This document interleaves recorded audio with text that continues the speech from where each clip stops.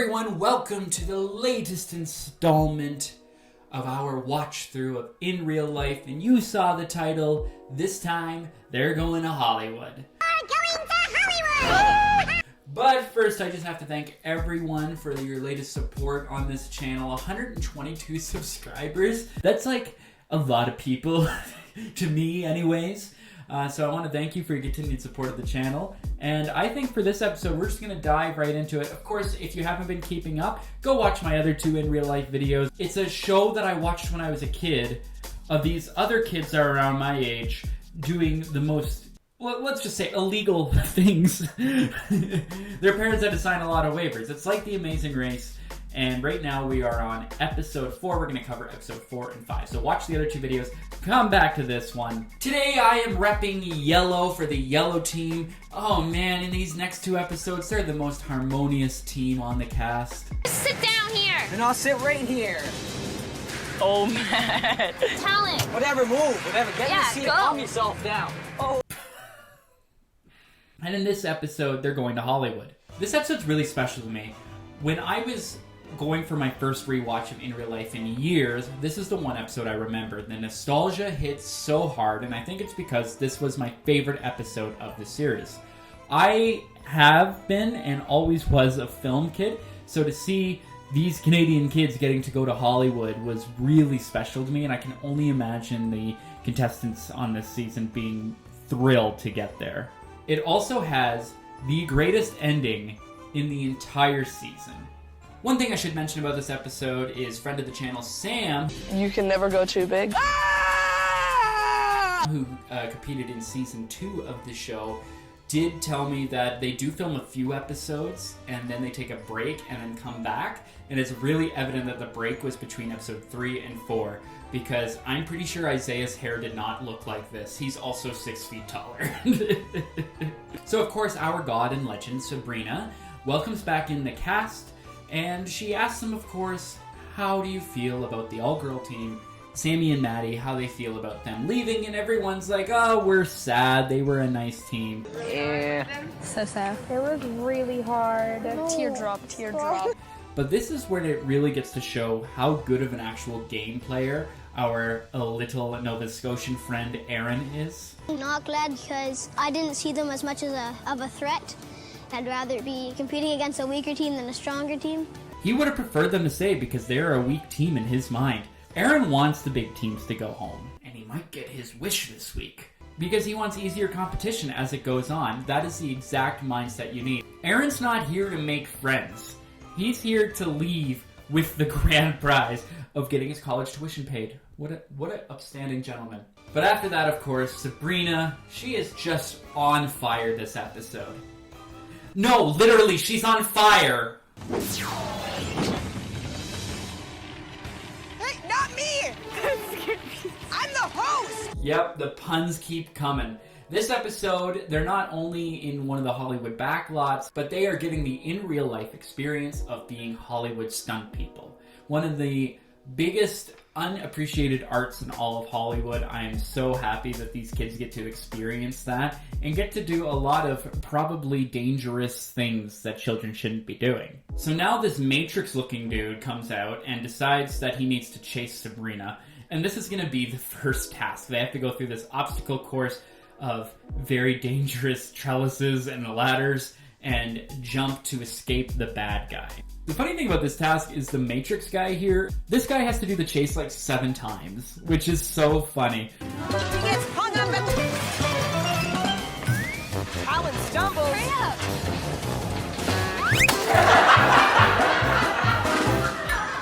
up! And obviously, they have to complete the task, and they're kids, so he's like really slow when the team is slow. Of course, the banter starts. Maddie thinks Aaron isn't tall enough to do this. I don't think Aaron can really reach the ladder. But Aaron is ready to go. Aaron and JC, you guys go first. Yeah, cool. And he nearly fucking dies. Aaron ready. He goes for it. How many times will Aaron almost die in this show? There's more coming. What a cut to commercial, though. The scream to him. And he's completely fine. But everyone freaks out at this, especially some of the ladies, because this is a little ankle breaker. And then we get to one of our problem teams, the orange team. Orange is hilarious because Jaden just complains about Paige, and Paige just kind of takes it. I almost fell over there, getting off the ladder. People were saying that I did fine. It's just because my partner's too fast, and they're all like, yeah, well, he's too hard on you. He gets mad way too easy sometimes, and he's definitely really hard on me. Which queen? Of course, I was talking about Yellow earlier not being the greatest in harmony, but in this episode it really shows Talon knows that if he agitates Maddie, he can get her to perform better. To keep up with me. I'll go as fast as my body will take me. And then faster. Yeah. If I get her mad, she performs better, actually. So after that challenge, now they have to build a chair, and it does come into play later. It seems a little out of place, but they have to put together this stool, which Ben then makes the greatest comment I have heard this entire season. Each team will build a stool that's meant to break and not hurt a stunt person. A stool? Do I look like a carpenter? You tell them, Ben. You don't look like a carpenter. Of course, this is where the wrench comes in. So if you remember, Ben and Ruby Ray got the wrench last time, so it's their job to put a disadvantage onto a team. And when they got discussing, I can't believe they left this in the episode when they're discussing who to wrench. Because Ruby wants to wrench the red team. Either yellow or gray. Maybe we should do red. I want to do red. Because red team's ahead, and they're proving to be one of the good competitors in this game. And Ben's response is, No, we can't. That's my roommate. Oh my god, they were roommates. like, that is aside from the game. They, like, when they stay together after they film, I guess they're roommates, and that's why he gets. That's totally out of the game reasoning, Ben. No, I can't wrench him. He's my roommate. What? Aaron would be a good roommate, though. I can really picture that. The wrench this episode, it's not bad. They have to build a second stool. If you know how to build the first, it's not that bad. Aaron and Jaycia both have a bit of woodworking experience, so they'd absolutely slay this challenge and end back up in first. This is where, though, that we get one of the first times that the good teams are struggling. Yes! Ben, it doesn't fit. You have to do it like this. No, look, it worked. Get the 4 little ones, the little ones. Look, this works. Here, try it like this. Try it, flip it over. Oh, these two were in like first. They're really having trouble. Move this one over. Buying us a lot of time. Thank you. Oh, there's a short one over there. No, this is gonna work. I don't know what to do. Oh, man. Ben really isn't a carpenter, it seems. I know I'm not gonna be a carpenter. Learn something new every day. So yes, purple and blue are sucking ass here. They are not good. They can't figure it out. For the first time, the great teamwork between the teams are not looking good. Even orange gets ahead of them. Now, purple does finish their bench, and immediately blue finishes their bench right around the same time. And Sabrina goes, You're still not done. There are 2 spindles at a place. Blue team, back in. and the look of Ben. Blue team, back in. So the next challenge is they have to use their stools in a big chase. They have to act in this chase, they have to say the proper lines, and they have to break a glass bottle, and they have to break their stool. It all has to go seamlessly to get 12 points, which gets added to their times for the final race to the finish. Paul and Lilith absolutely nailed it, but will it affect their time? Purple, of course, nails this challenge, except their props didn't break. That sucks. Faulty props could literally cost Purple the game here. Another thing about Paige, I mentioned earlier how she's a queen this whole time. She can't act, so she's just smiling through this entire fight scene, which is very funny. Paige, hesitating on the block.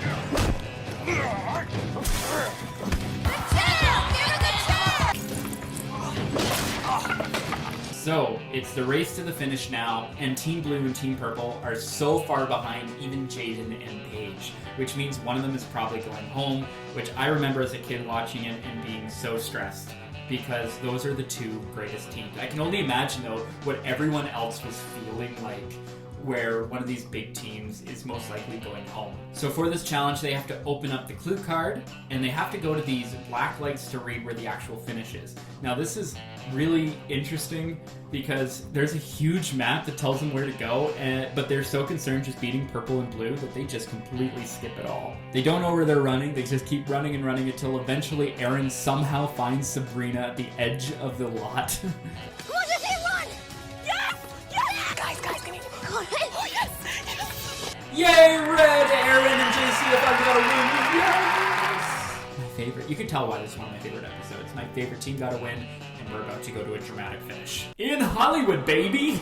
Finally, blue and purple get to go after a few teams cross the finish line. Blue opens theirs just a sheer way. Paul opened his clue card. The sun came right down, and he was able to read the invisible ink. Washington Square. I just looked I kept on tilting it, and it ended up to say finish line is at Washington Square. And we ran right by the bakery cafe. And they just booked it.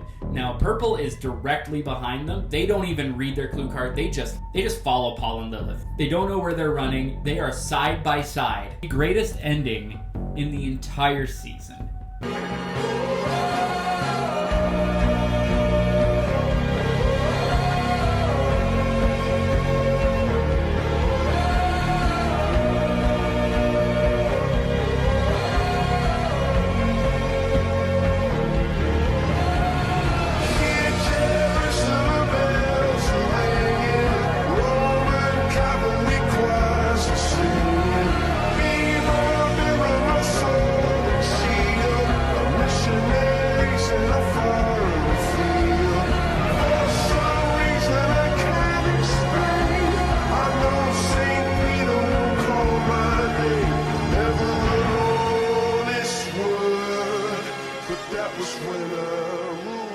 Even Sabrina's like, what the fuck?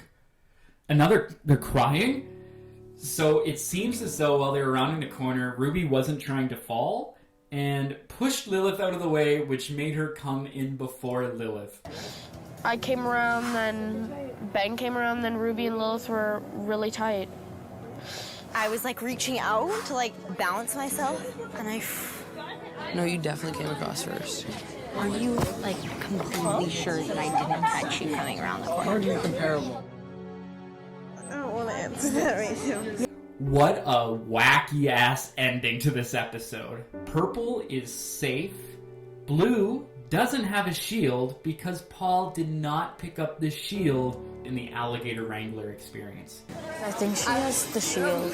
Yeah, in her pocket.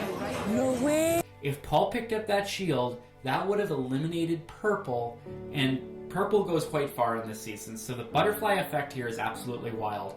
But Blue is going home, Lilith is in shambles, but Paul, even though he's crying too, has some very wise words to ease up the situation. Partner. Good job, come on. That was good. You did well. Okay. Can I ask you some questions? Yeah, sure. How do you guys feel about your entire experience? Good. Good? It was definitely worth it. It was definitely. What was your favorite experience in the room? All of them. They're all fun. Yeah, they were all Maybe really not fun. the stool so much. No, not Maybe the stool. maybe you'll never sit on the stool again. No. Okay. And you get to keep your guitars. And they still get their guitars. Aaron and JC, of course, pick the big reward, which they get to explore Hollywood, which would be just so cool for a 13-year-old, despite how dirty Hollywood probably is. Brown gets the wrench. Kind of in the middle team finally gets some power in the next episode, so excited for Brown. But yes, we say goodbye to Team Blue. Team Purple was this close to going home. It proves that anything can happen in this game. And with that, we're going to head right to episode 5, where they go from Hollywood, California to a random farm in Alberta. Weren't they just at a farm? This is the middle stretch of episodes where it seems like they blew their budget on the beginning and the ending of the season. So they're like, we're going to a farm this week and we're going to make up shit for them to do. So Sabrina gets right off the hop by exposing Landon's crush to Paul. How do you guys feel about Paul and Lilith not being in the competition anymore? So sad. It was really hard to say goodbye. Especially because you had a huge crush on him. Yes, yeah. Definitely. Dude, we know it, and he's not here now, so it's good. which is a really cute reaction. The first task they have to do, they're exposed to a bunch of these little piglets, which everyone loves except Talon. Look at the turd cutters on those things. It's disgusting. And the task you would think is like, oh, like mark the pigs with like a paintbrush or get them into the right pen. No, it's... You have to go in there, catch and hold one screaming swine. No small task. You've got to take its temperature, keeping the thermometer in there for 30 smelly seconds. What the... These are 13-year-olds, and you're gonna make them... I can't even show this on YouTube. What the... Like, how is this allowed to be shown on YTV? I mean, I get it's educational, but why are you making the kids do this?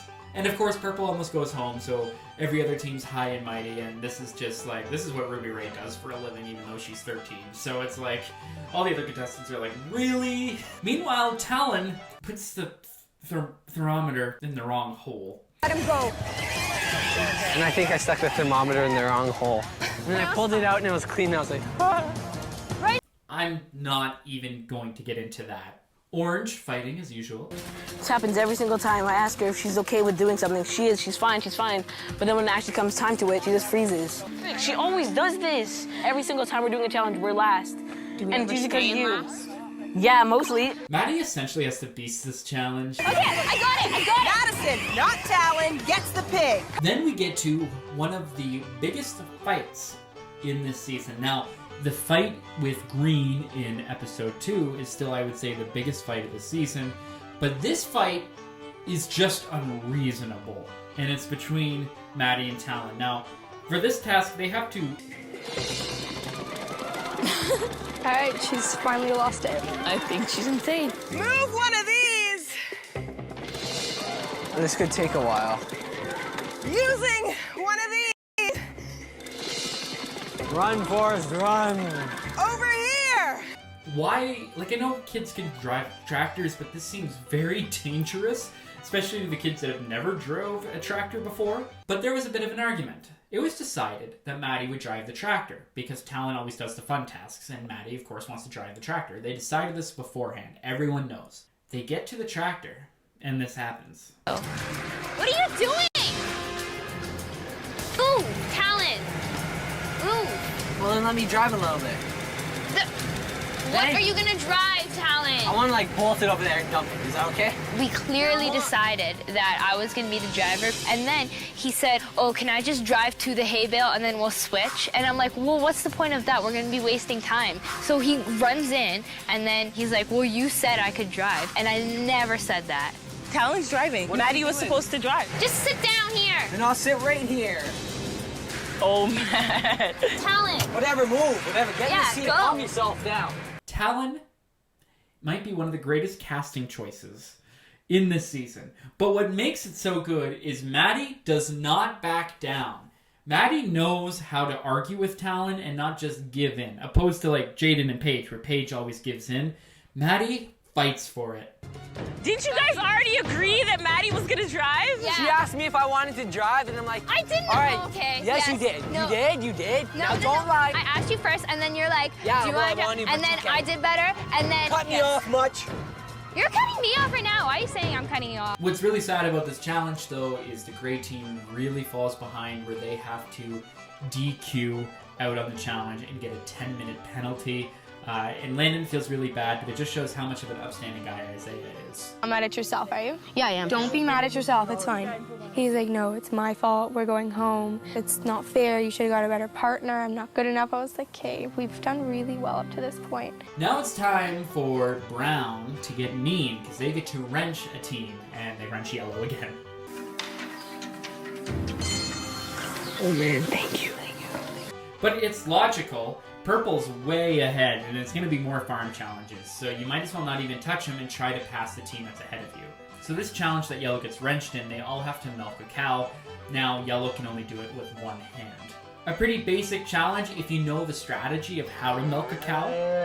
Maddie absolutely beats it even with the wrench. She really works well under pressure, which becomes a theme throughout the rest of the season. Now, even though Gray starts 10 minutes after Orange, Orange sucks so bad that Gray gets out there and passes them.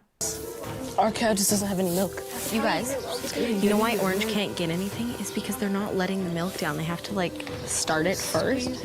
Yeah, and they're just going like this. Yeah. Aside from pulling too hard, but... Also, Landon names her cow Lucifer, so that is just another good point for Landon. Let's call him Lucifer.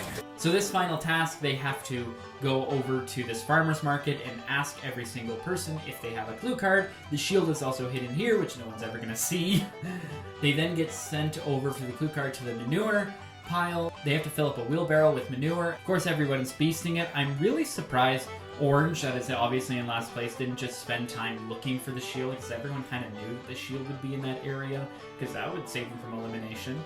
You think that Gray has overcome their terrible episode, and Orange is fully in last, but the Gray bad luck just keeps continuing. That's not good.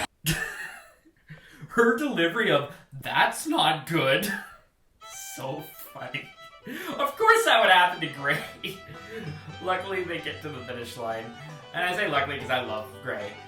Nothing against Orange, except you guys just cannot work together to save your life. And just like that, Orange gets eliminated. Finally, I guess I should say, they won the first episode, but they have sucked ever since. They seem like really nice people, though. Ben and Ruby Ray, of course, won, and they decided to go with the wrench this time, because they already got a few big rewards, and why not be more powerful when everyone's against them? So, the big reward goes to Red, which they go to the West Edmonton Mall as a reward. What a good reward. I thoroughly enjoyed it. I lost all my cookies all over the floor. So that's it for these 2 episodes. They were wild as always. You can't watch in real life without having your mouth open wide going, why are these children doing this? And I'll let you know, it only gets crazier from here. Next time, in real life, things really heat up for our challengers when they face fire head on. It's a dangerous... The other way! The other way! An emotional experience. Who will triumph? Whoa! Tyler! I'm about to give you the opportunity. And how will challengers handle a shocking twist in the competition? What? No, no.